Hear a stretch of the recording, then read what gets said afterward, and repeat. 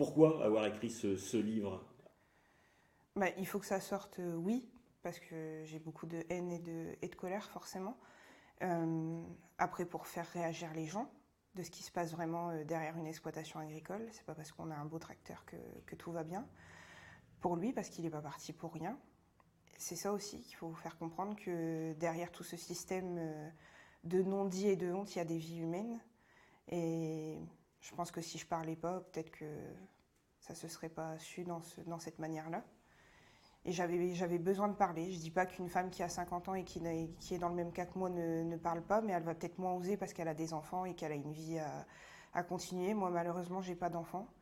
Et je pense que c'était une étape dans mon deuil qu'il fallait que j'écrive ces lignes pour lui et pour moi. On sent bien hein, dans la lecture de votre livre, vous en voulez à beaucoup de gens parce que vous estimez que le monde agricole, c'est un monde qui va pas très bien en fin de compte. Il y a une image, le salon agricole, Mhm. tout a l'air idyllique, Ouais. mais la réalité d'une exploitation agricole en Picardie aujourd'hui, c'est tout à fait autre chose. Oui, en Picardie ou Oui. dans toute la France, forcément. Mais oui, le salon de l'agriculture, c'est une image. C'est une image. On y voit des bêtes, tout va bien, personne ne se plaint, mais c'est faux. Tout va mal. Et ça, faut le dire. Donc, du coup, il faut sortir de cette vitrine. Il faut que les gens y comprennent ça. Nous, personnellement, on n'y est jamais allé. Et j'irai jamais. Même si mon mari n'est plus là, j'irai jamais. Parce que c'est pas quelque chose qui est intéressant pour moi. Ça fausse la vraie image de l'agriculture. Et, et non, derrière tout ça, ouais, une exploitation, ça se passe pas comme sur le salon de l'agriculture à Paris. On- Alors justement, est-ce que vous pouvez préciser, c'est quoi la vraie image d'une exploitation agricole comme la vôtre? Alors, comme la nôtre, nous, on est en élevage porc, naisseur-engraisseur. Donc, on partait de l'insémination des truies jusqu'à l'engraissement des porcs pour l'abattoir. C'est du lundi au dimanche, matin et soir, non-stop. On fabriquait l'aliment, on était en polyculture élevage. Tout ce qui était issu de nos champs, c'était pour les cochons. Donc ça demande énormément de temps. On était non automatisé, faute de moyens, donc beaucoup de main-d'œuvre. C'était 80 à 100 seaux par jour rien que pour les engraissements. À 100, on rajoute les post-sevrages pour les cochons qui ne sont pas encore à l'engraissement. On rajoute les truies. Les truies, c'est des doses d'alimentation différentes. Une truie gestante a une alimentation, une truie allaitante en a une autre. Les dosages ne sont pas les mêmes. Il y a les soins apportés au porcelet dès la naissance. Donc c'est une charge de travail énorme. Au début, on ne se rend pas compte. On ne se rend pas compte si on fait 50 heures ou 70 heures la semaine. Mais quand ça va pas, par contre, on s'en rend compte. On s'en rend compte qu'on travaille pour rien. Et c'est ça le pire. Et justement, comment ça se vit au niveau d'un couple? Car bien sûr, vous n'avez pas une vie de couple avec des loisirs comme d'autres personnes, par exemple. Vous vivez En vase clos. en vase clos. Voilà, on vit en vase clos. Déjà parce qu'on vit sur l'exploitation. Donc on n'a pas une maison à l'extérieur. Donc il n'y a jamais de coupure. On se lève agriculteur, agricultrice et on se couche agriculteur et agricultrice. Arrivé à un moment, la vie professionnelle, elle prend le pas sur la vie privée. Il n'y a plus de vie privée, c'est pas compliqué à dire. Et c'est dur à vivre. C'est dur à vivre ça, puisque on se lève, on parle cochon, et on se couche, on parle cochon. Et il n'y a que ça, c'est que ce sujet-là. Donc non, il n'y a pas de loisirs. Moi, en 10 ans de vie commune, je suis partie qu'un week-end à Paris. J'ai pas fait de voyage de noces. On va en Charente-Maritime acheter un tracteur. On fait même pas un détour de 40 km pour aller se promener. On fait l'aller-retour en une journée. On part la nuit, on revient très tard le soir. Puisqu'on est tenu par ce système d'élevage. On est tenu, les truies, ça mange 2 fois par jour. Les porcs, c'est pareil. Il peut avoir une fuite d'eau, il faut que ça soit réparé tout de suite. On ne peut pas laisser un cochon sans qu'il ait de l'eau. Les mises bas, la truie, elle peut très bien nous laisser tranquilles toute la journée. Et puis à 21 h, il y a 10 truies à mettre bas, ils se décident de tous se mettre en route au même moment.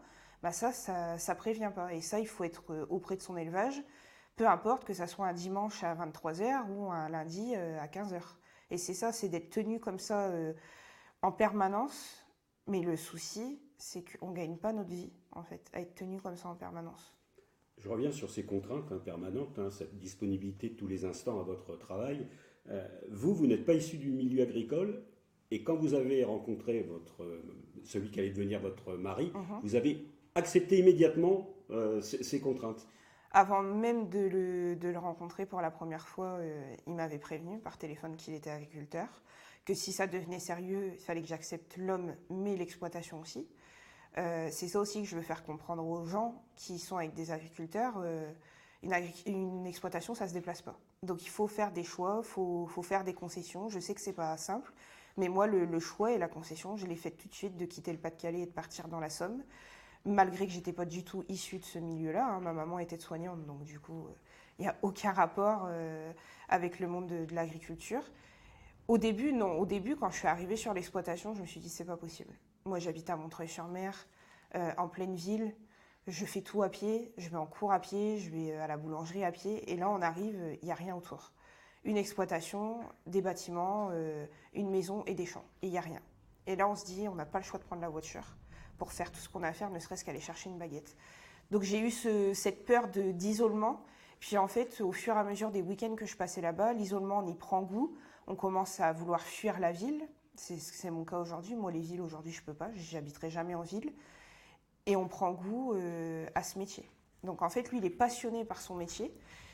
Mais sauf qu'il transmet sa passion à sa compagne. Et ça vaut tous les cadeaux du monde. Et au fur et à mesure, on apprend le métier. Voilà, les cochons, les soins. Et puis, on n'arrive plus à s'en passer. Et aujourd'hui, je suis très malheureuse de ne plus avoir cet élevage-là, puisque c'est quelque chose qu'on a en soi. On ne peut pas être obligé à être agriculteur. Il faut un minimum de passion pour continuer ce métier-là. Là, sans lui, il n'y a aucune logique à ce que ce métier-là soit continué au niveau de l'élevage. Mais en plus de vivre à deux de cette même passion, c'est le plus beau cadeau qu'on puisse avoir de travailler avec son mari au quotidien. Très vite, vous comprenez que le système est un peu perverti de l'intérieur. Bah oui, je comprends très vite que c'est pas ça, que financièrement ça peut pas aller, qu'on peut pas travailler comme des acharnés comme ça et être payé à 1 euro du kilo au niveau des porcs. Ce système de trop d'intermédiaires entre nous, les agriculteurs et puis les consommateurs, c'est énorme. On est fournisseurs de matières premières, mais on choisit pas nos prix. On les choisit pour nous, mais peu importe que ce soit le porc ou le lait. Aujourd'hui, si on dit que le prix du litre de lait est à 33 centimes pour l'éleveur, mais la perte. Je sais qu'aujourd'hui, le porc est environ à 1,83 € du kilo. C'est un bon prix, et ils ont perdu combien d'argent quand il était à 1 euro? Pour nous, une exploitation où il y avait 50 truies, on a perdu entre 50 000 et 80 000 euros en une année. Il faut imaginer celui-là qui avait le double, voire le triple de notre exploitation. Donc c'est sûr, il peut être satisfait que le porc il est à 1,80 €, 1,85 € aujourd'hui, mais il va lui falloir combien d'années pour remonter sa perte de trésorerie? L'État ne se demande pas si on a besoin d'aide, d'avoir été 6 mois, 1 an à 1 euro du kilo.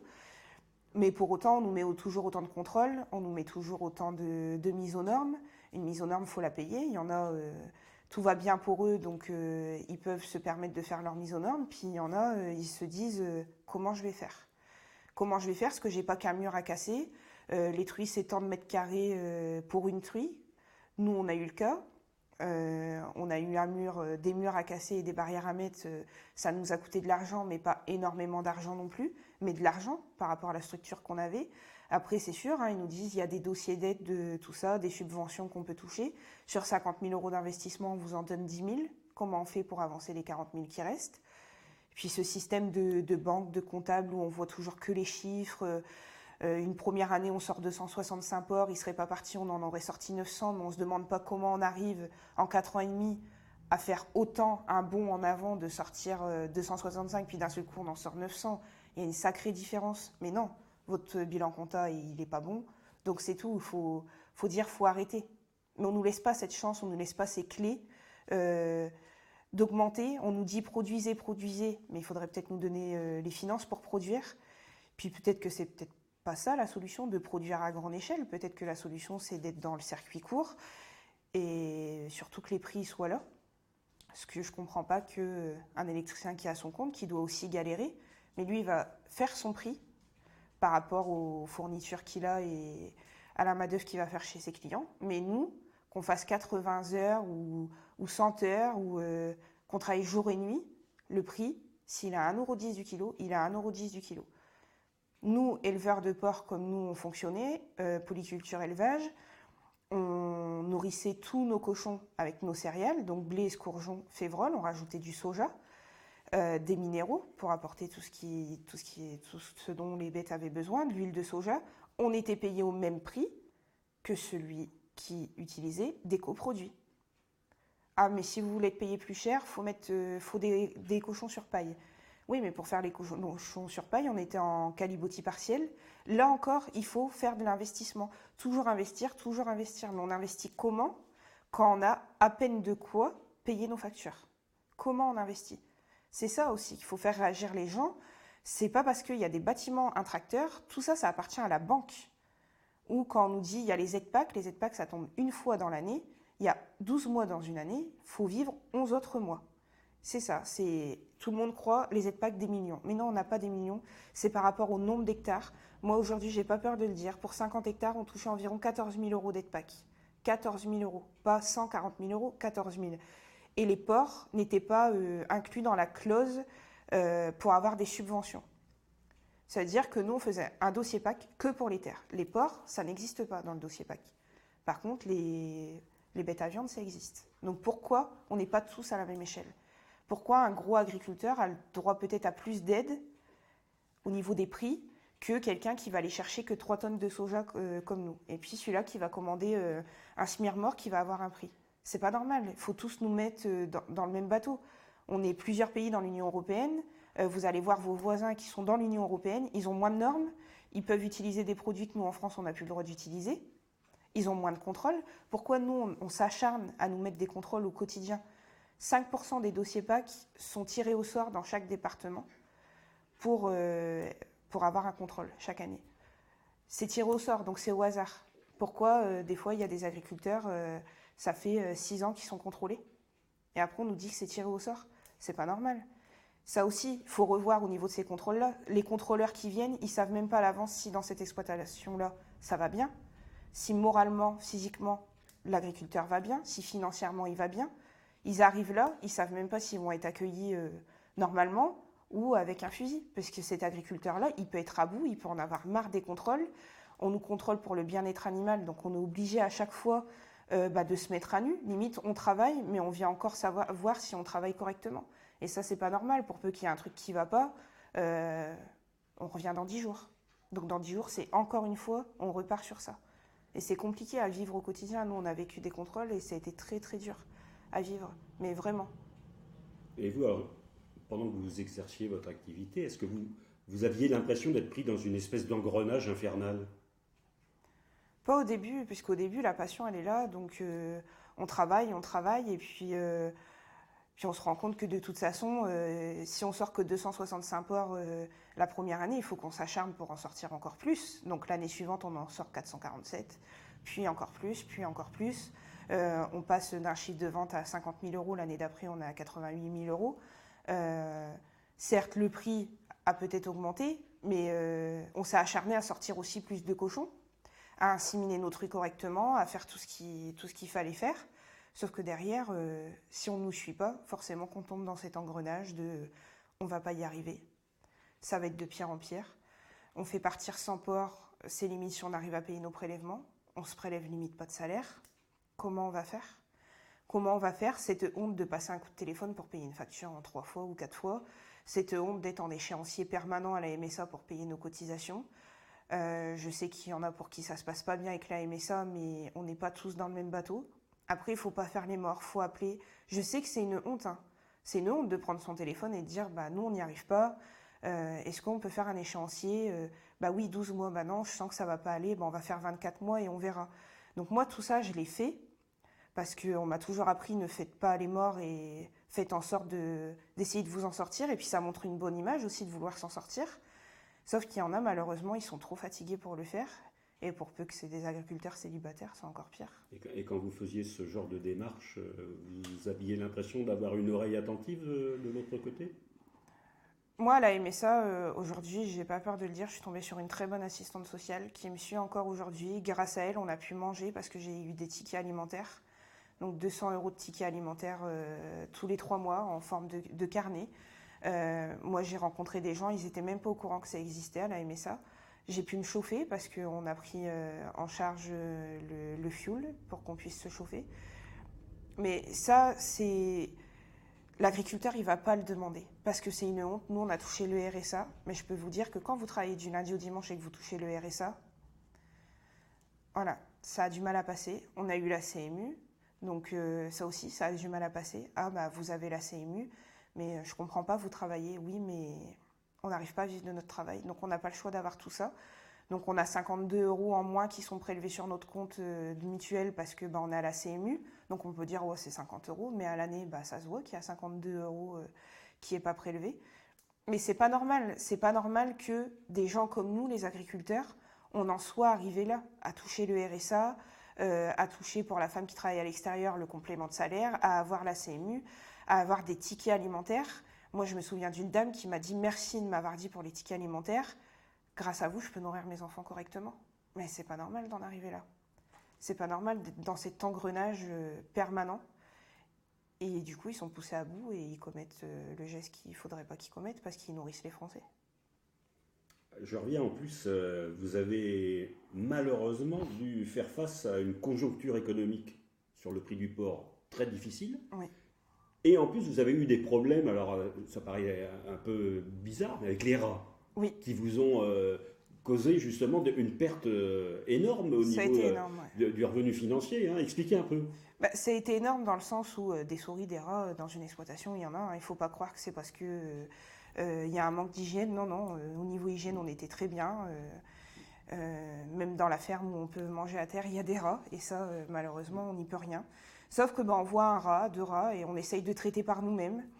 Et puis un jour, on se rend compte qu'il y a un problème au niveau de nos truies. Puis on dit au technicien qui vient faire les échos, oui, on a vu quelques rats, mais commencez à faire attention aux rats, ça peut peut-être avoir un souci sur ça. Puis faites attention à vous aussi, selon où les rats passent et que vous ayez des coupures sur les mains, que vous ne mettiez pas de gants, ça peut être fatal pour vous. Et puis un soir, on se rend compte que c'est pas qu'un rat qu'il y a, c'est plusieurs rats. Et là, il faut faire quelque chose. Donc on fait appel à un dératiseur. Qui nous accompagne très très bien. C'est quelqu'un de très humain que j'ai rencontré et franchement l'humain dans le milieu agricole il n'y en a pas beaucoup. Mais cette personne-là très humaine et on s'est dit que c'était de notre faute qui avait tout ça. Et en fait lui il nous a dit tout de suite mais non, moi je vais chez machin, chez monsieur X, il a aussi des rats et pourtant tout est propre chez lui. Et en fait on se rend compte que l'urine des rats qui déposent au niveau de notre élevage, au niveau des truies, les truies ils mangent la paille, ils boivent de l'eau et peut-être qu'au moment où ils ont fait couler l'eau, il y a un rat qui est passé à cet endroit-là, ça les contamine. Donc certes, ils viennent en chaleur, on les insémine, mais l'ovulation ne prend pas.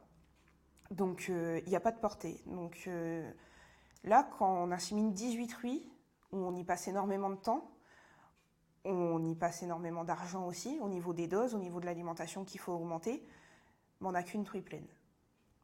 Sur 18. Et là, on se dit, dans 6 mois, on n'a que 10 cochons à faire partir à l'abattoir, à 1 € du kilo. Comment on va faire ?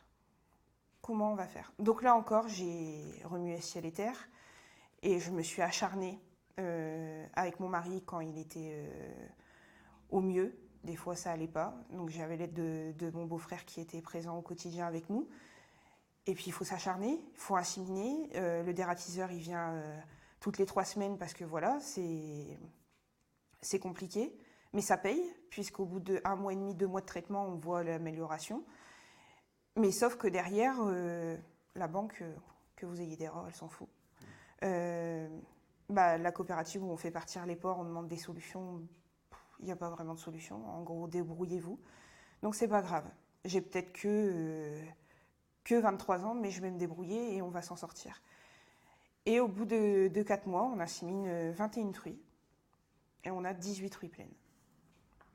Et ça, c'est la meilleure victoire. Sauf que plus on insémine, plus il y a des truies pleines. Et puis arrive le moment où, comment on va faire ? Parce qu'en fait, on va se retrouver avec beaucoup de cochons. Est-ce qu'on va réussir à tous les caser ? Parce que de base, on a un élevage où il y a 50 truies, donc on peut accueillir que tant de cochons. Et nous, c'était cette peur-là, enfin mon mari, sur la fin, c'était cette peur-là de où je vais mettre mes cochons. Parce que nous, l'entassage de cochons, c'était hors de question. S'il fallait tant de cochons par mètre carré dans une cage, c'était tant de cochons par mètre carré dans une cage. On n'allait pas en mettre 10 de plus à ce qu'ils puissent plus respirer et avoir des pertes quotidiennes de cochons. Donc ça a été ça, c'est devenu que on réussissait de plus en plus, sauf que lui, dans sa tête, c'était cette peur de on va manquer de place et comment on va faire. Le mardi, donc 3 jours avant son départ, la société est venue faire les échos des truies. On avait 18 truies pleines sur 19, il n'en était même pas content. Et du moment où vous n'êtes même plus satisfait de votre travail, c'est que il n'y a plus rien, il n'y a plus de passion. Alors qu'il aurait pu être satisfait, puisque au moment des inséminations, moi je travaillais. Donc j'avais limite pas inséminé avec lui, il avait tout géré tout seul. Donc j'étais super fière de lui, mais il n'était même pas fier de lui. Donc du moment où l'agriculteur il est plus fier de lui, c'est que d'avance il sait qu'il s'en sortira pas. Puis il rentre dans ce système de trou noir et puis il n'y a plus rien qui se passe. Et je pense que la seule solution qu'ils trouvent ces gens-là pour arrêter de souffrir, c'est l'acte que mon mari a fait. Physiquement, il allait très bien, c'était dans sa tête. Il me disait, j'ai très mal à la tête, je suis fatiguée tout le temps. Dans ma tête, je suis fatiguée. Et je dis pas que du coup, votre mari va vous dire, ce soir, je suis fatiguée, donc ça y est, il faut tirer la sonnette d'alarme. Non, ça veut rien dire. Parce que moi, j'ai rien vu venir à la première tentative et j'ai rien vu venir ce 27 octobre 2017. Mais malheureusement, c'est arrivé. Faut pas croire que ça arrive que chez les autres. Est-ce que vous avez été accompagné à ce niveau-là par, je sais pas, oui, justement, la MSA, ils ont des services sociaux C'était très compliqué pour lui, après la première tentative de suicide, il l'a occulté de sa mémoire. Ah Quand oui. on est allé chez le médecin, c'est moi qui ai dit au médecin ce qui s'était passé, pas lui. D'accord. Lui, c'est je suis fatiguée, je crois que je travaille pour rien, je suis à bout, mais jamais dans cette consultation, il a dit j'ai essayé de me pendre. Jamais. C'est moi qui l'ai dit. Et encore une fois, les seules personnes qui nous ont suivis au quotidien en venant tous les 2 mois à la maison, c'était l'assistante sociale de la MSA et Solidarité Paysan. Et on n'a vu personne d'autre. Au moment où, le mois de sa mort, où il y a eu tous ces soucis-là avec une mise en demeure de huissier par rapport à une coopérative, et la banque qui refusait d'avancer le prêt court terme sur Pâques, les seules personnes que j'ai trouvées encore, c'est Solidarité Paysan et la MSA, encore une fois.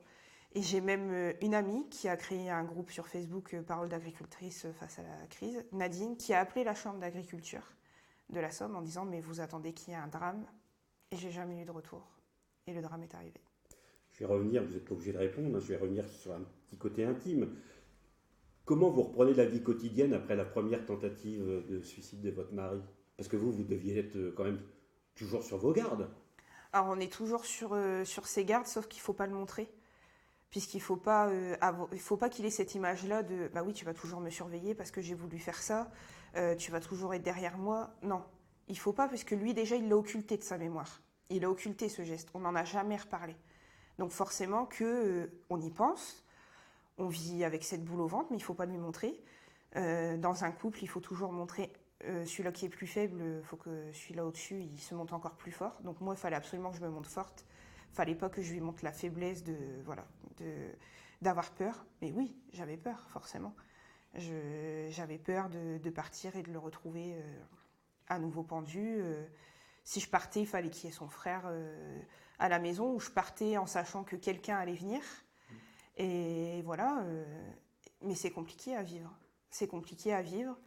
Mais sauf que même quand ça va mieux, du coup, ça, par contre, on occulte complètement que ça peut de nouveau arriver. Et jamais j'aurais cru que ça serait arrivé ce 28 février, et jamais j'aurais cru que ça serait arrivé ce 27 octobre. Rien. Il laisse rien paraître. Aucun signe avant-coureur. Aucun signe. Mais ils sont tous comme ça. Aucun signe. Le médecin-chef du SAMU, quand il m'a annoncé qu'il ne pouvait plus rien faire, il m'a dit « mais madame, vous n'aurez rien pu faire », alors que son téléphone a sonné. Il a eu 20 appels en absence. Entre le temps où je l'ai perdu de vue et le temps que son petit frère l'a décroché, il y a eu 20 appels en absence. C'est comme ça que les gendarmes ont pu voir quand il a passé à cet acte-là. Et j'ai dit au médecin-chef du SAMU « mais son téléphone sonnait, comment ?» Il m'a dit « mais madame, il a suffi que son téléphone sonne juste avant et juste après. » C'est un déclic de 5 secondes. Ils voient un trou noir et c'est la seule solution qu'ils ont, malheureusement, pour plus souffrir. Et Et je l'ai écrit ça dans une dédicace pour des amis qui sont devenus des amis maintenant, c'est les pompes funèbres, et je leur ai écrit, j'aurais aimé vous rencontrer dans d'autres circonstances, mais j'ai dû vous rencontrer ce 27 octobre, le jour où mon mari a décidé de ne plus souffrir. Parce qu'il a décidé de ne plus souffrir. Et je ne lui en veux absolument pas. C'est pas de sa faute. Pour moi, c'est pas lui qui a fait ce geste-là. C'est l'homme qui souffrait, qui en pouvait plus, qui avait cette pression administrative et familiale au-dessus de la tête. Et c'était pas le mari qui partageait ma vie au quotidien. Donc forcément qu'on peut pas leur en vouloir parce qu'ils décident juste d'aller de l'autre côté du chemin et d'être nos anges gardiens parce qu'ils en peuvent plus et qu'on leur a fait beaucoup trop de mal. Et ça aussi, tout ce système d'agriculture, faudrait qu'ils comprennent le mal que ressentent les agriculteurs au quotidien quand on voit à la télé des agriculteurs qui pleurent parce qu'ils n'y arriveront jamais. C'est pas normal. C'est pas normal. C'est pas normal qu'il n'y a pas si longtemps que ça soit une gamine de 15 ans qui mette en place une cagnotte sur Internet pour sauver la ferme de ses parents parce qu'elle a peur de les perdre. Et c'est pas normal. Parce que les enfants, ils en pâtissent. À 15 ans, elle percute qu'il faut mettre une cagnotte en ligne pour sauver la ferme de ses parents et pour gagner ses parents en vie. Garder ses parents en vie, c'est énorme sur les épaules d'une gamine de 15 ans. C'est énorme. C'est énorme. Comme c'est énorme de ce qui m'arrive. Si jeune, c'est pas normal. C'est pas normal à 24 ans de vivre ça. Mais j'ai pas le choix.